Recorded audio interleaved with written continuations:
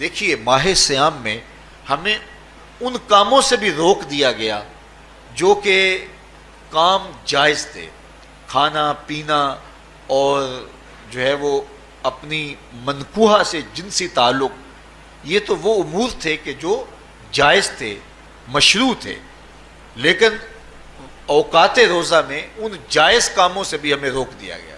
اس فلسفے کو ہمیں سمجھنا ہوگا کہ جو کام شریعت میں جائز تھے، مشروع تھے، روزہ ان سے بھی رک جانے کا نام ہے، اور جو چیزیں شریعت میں جائز ہی نہیں ہیں، جھوٹ بولنا ہے، غیبت کرنا ہے، بد نگاہی ہے اور دیگر برے اعمال ہیں، تو یہ چیزیں تو روزہ نہ بھی ہو پھر بھی ناجائز ہیں۔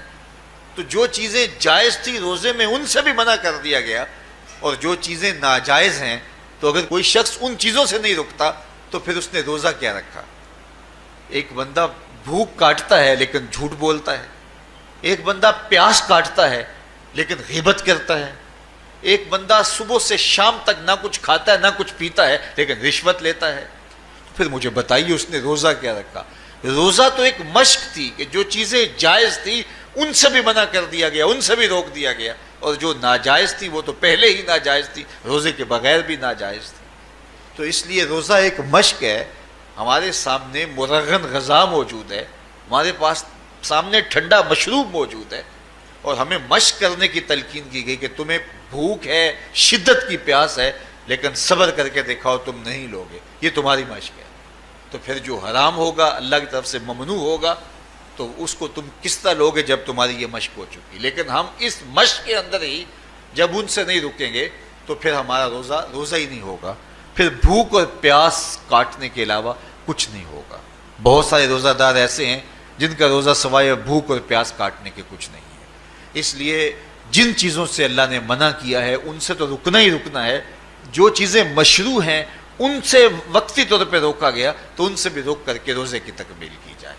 اچھا، روزے میں ایک اور چیز ہے کہ ہمارے صوفیاء مراقبہ کر کے ایک دولت پاتے ہیں، اور وہ کیا کہ اللہ دیکھ رہا ہے۔ وہ مراقبے میں بیٹھ جاتے ہیں اور اس تصور میں ڈوب جاتے ہیں کہ میرا اللہ مجھے دیکھ رہا ہے، اور یہ یقین اپنے اندر اتارتے رہتے ہیں۔ اس کا نتیجہ یہ ہوتا ہے کہ پھر گناہ کرنا مشکل ہو جاتا ہے۔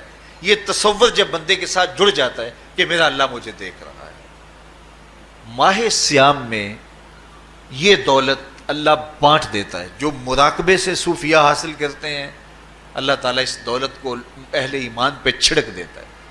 کڑکتی دھوپ، برستی گرمی، زباں کانٹا، ہونٹ خشک، ٹھنڈا پانی دستیاب، دروازہ مقفل، کوئی دیکھنے والا بھی نہیں ہے، لیکن بندہ ایک گھونٹ بھی نہیں پیتا، وضو کرتے بھی احتیاط کرتا ہے کوئی قطرہ حلق سے نیچے نہ اتر جائے، کیوں کہ میرا اللہ مجھے دیکھ رہا ہے۔ جو چیزیں صوفیاء کو مراقبے سے نصیب ہوتی ہیں، ماہ سیام میں اللہ اس دولت کو بانٹ دیتا ہے، چھڑک دیتا ہے، بارش کی طرح وہ دولت برستی ہے، اور یہ تصور ہمارے ساتھ جڑ جاتا ہے کہ میرا اللہ مجھے دیکھ رہا ہے۔ ہم پانی نہیں پیتے، اللہ دیکھ رہا ہے، مرغن غذائیں موجود ہیں کہ اللہ دیکھ رہا ہے۔ تو میں یہ پوچھتا ہوں کہ ہم کھانا نہیں کھاتے کہ اللہ دیکھ رہا ہے، ہم پانی نہیں پیتے کہ اللہ دیکھ رہا ہے، لیکن جب رشوت لے رہے ہوتے ہیں اللہ اس وقت نہیں دیکھتا؟ جب نظر بھٹک رہی ہوتی ہے اللہ اس وقت نہیں دیکھتا؟ جب خیال بہک رہا ہوتا ہے اللہ اس وقت نہیں دیکھتا؟ جب سوچوں میں آوارگی آتی ہے اللہ اس وقت نہیں دیکھتا؟ تو یہ صرف وہ کھانے اور پینے کو ہی دیکھ رہا ہے، باقی امور زندگی کو نہیں دیکھ رہا، اور وہ کیا صرف رمضان میں دیکھتا ہے، غیر رمضان میں نہیں دیکھتا؟ تو یہ جو نور اترا تھا ماہ سیام میں، اس کو اپنے اندر اگر جذب کر لیا جائے تو زندگی سنور جاتی ہے۔ جو مراقبوں سے حاصل ہوتا تھا ماہ سیام میں، وہ میਂہ کی طرح برسا، اور ہم اس کے اپنے اندر سمو لیں، جذب کر لیں، تو نتیجہ یہ ہوگا کہ ہماری زندگی نور و لا نور ہو جائے گی۔ اور یہ تصور جب انسان کی زندگی میں جم جائے تو یہ گناہوں سے روکنے کا مؤثر ذریعہ ہے کہ میرا اللہ مجھے دیکھ رہا ہے۔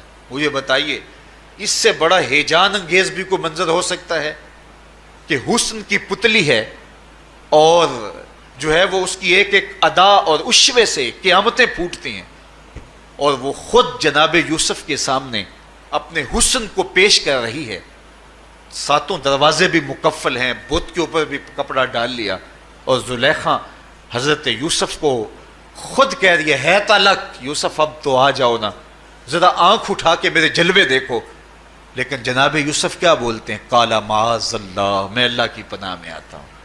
کہا تو 7 دروازے بند کر کے لوگوں کی نظروں سے چھپ گئی اور موٹا کھیس ڈال کے اپنے زوم میں اپنے جھوٹے خدا سے بھی شرم کرتی ہے اور اس سے چھپ گئی، میں اس خدا سے حیا کیوں نہ کروں جو 7ویں کوٹھری میں بھی دیکھ رہا ہے۔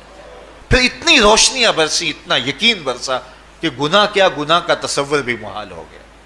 تو مجھے بتائیے کتنا ہیجان انگیز منظر تھا جب حسن قدموں میں بچھنے کے لیے خود بےتاب تھا، اور حضرت یوسف جوان رانا ہیں، جوانی اور شباب پورے بانکپن پہ ہے، اور ادھر حسن مچل مچل کے قدموں میں بچھ رہا ہے، لیکن یہ جذبہ کہ میرا اللہ مجھے دیکھ رہا ہے ایسی رکاوٹ بنتا ہے۔ قال معاذ اللہ، کہا میں اللہ کی پناہ میں آتا ہوں۔ تو یہ یقین جب بندے کے ساتھ جڑ جاتا ہے کہ میرا اللہ مجھے دیکھ رہا ہے، تو پھر انسان کے لیے گناہ سے بچنا کوئی مشکل نہیں ہوتا۔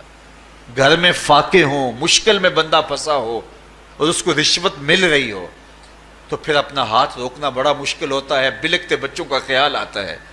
لیکن جب یہ خیال ہو کہ میرا رب میرا رازق ہے اور میرے اس عمل کو دیکھ رہا ہے، تو پھر بندہ اس کو پرے کا کی حیثیت بھی نہیں دیتا، اور جب وہ پاؤں کی ٹھوکر پہ بھی نہ رکھے تو پھر اللہ فرماتا ہے وَيَرْزُقُهُ مِنْ حَيْثُ لَا يَحْتَسِبُ، تو یہ کر کے دیکھ، میں تجھے وہاں سے رزق دوں گا جہاں سے تجھے گمان بھی نہیں ہوگا۔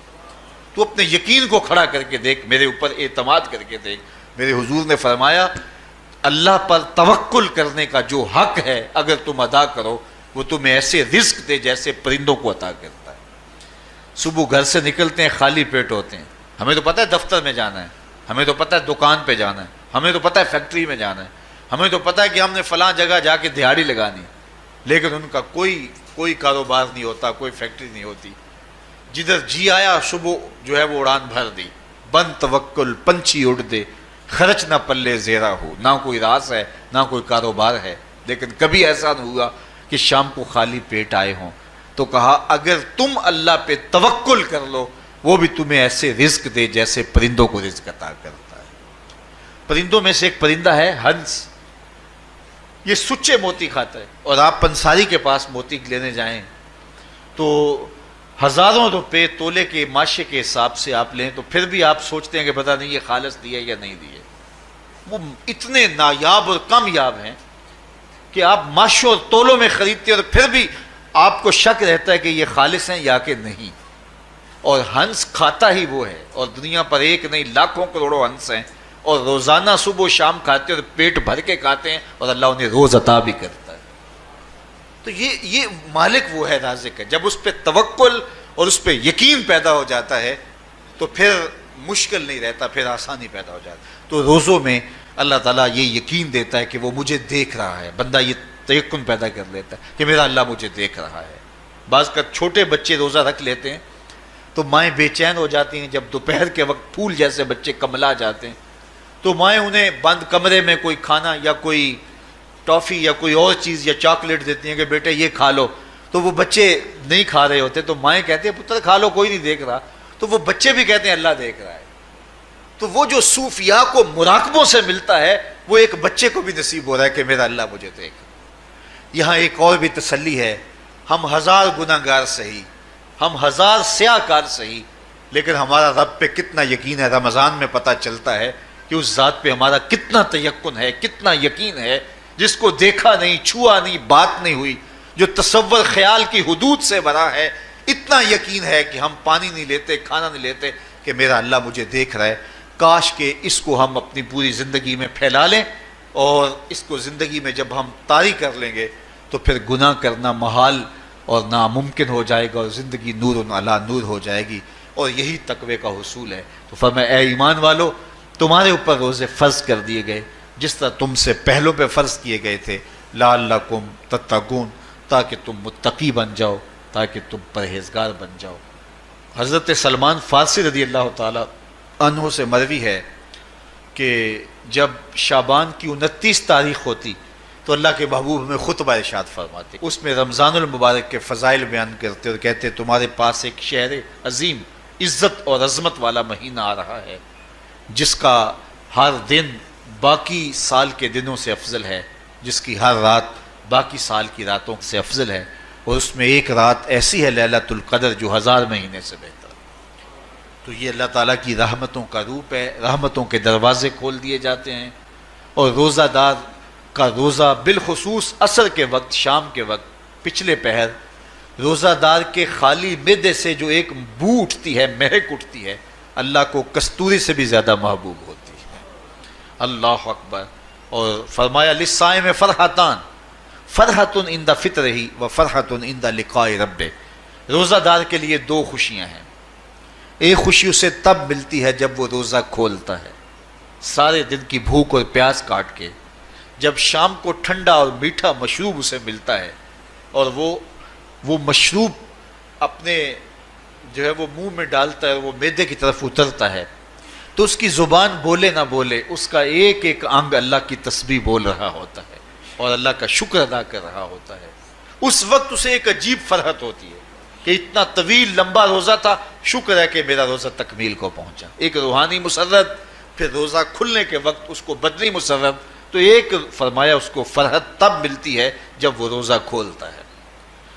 وَفَرْحَةٌ عِنْدَ لِقَاءِ رَبِّهِ، اور دوسری فرحت اسے تب ملے گی جب روزے کے صلے میں اللہ اپنے رخ سے پردہ ہٹا دے گا اور اللہ اپنا دیدار عطا فرمائے گا۔ تو یہ روزے دار کے لیے خوشیاں ہیں۔ تو خوش نصیب ہیں وہ لوگ جو ماہ سیام کے روزے پورے خشوع و خضوع کے ساتھ رکھتے ہیں اور اس کی برکتوں سے مالا مال ہوتے ہیں۔ ورنہ بعض لوگ میں نے ایسے بھی دیکھے ہیں، وہ چھوٹی چھوٹی بیماریوں کا بہانہ بنا کے روزہ ترک کر دیتے ہیں اور انہیں حوصلہ ہی نہیں پڑتا روزہ رکھنے کا، چونکہ الصوم نصف الصبر، روزہ آدھا صبر ہے۔ میں سمجھتا ہوں، میں شوگر کا مریض ہوں اور 4 سے 5 گھنٹے اگر مجھے کچھ کھانے کو نہ ملے تو میری طبیعت میں ایسا اضطراب اور بے چینی پیدا ہو جاتی ہے کہ میں گھر والوں سے الجھنے کی کیفیت میں بھی آ جاتا ہوں۔ لیکن ماہ سیام میں 20 گھنٹے بھی کاٹ لیتا ہوں، لیکن میری طبیعت پہ کوئی بوجھ اس لیے نہیں ہوتا کہ میں اللہ کی رضا کو اپنے ذہن کے ایک ایک گوشے میں رکھے ہوئے ہوتا ہوں۔ تو یہ آدھا صبر ہے، یہ صبر سکھاتا ہے۔ اور پھر روزے سے جب ہم بھوک کاٹتے ہیں تو غربا، مساکین، وہ لوگ جو بیچارے بھوک اور پیاس کاٹ کے زندگی گزارتے ہیں، ان کا بھی ہمیں خیال آتا ہے کہ ہمیں تو اپنے اختیار سے چند لمحوں کے لیے بھوک کاٹنی پڑی، تو اس کی کلفت اور اس کی اذیت اتنی ہے۔ تو جو شخص مجبوری کی وجہ سے کاٹتے ہیں اور ان کے بلکتے بچے ان کے سامنے ہوتے ہیں تو پھر ان کا عالم کیا ہوگا۔ تو اس سے پھر صدقہ اور خیرات کا ماحول پیدا ہوتا ہے اور ہم غربا کو اپنے ساتھ خوشیوں میں شریک کرتے ہیں۔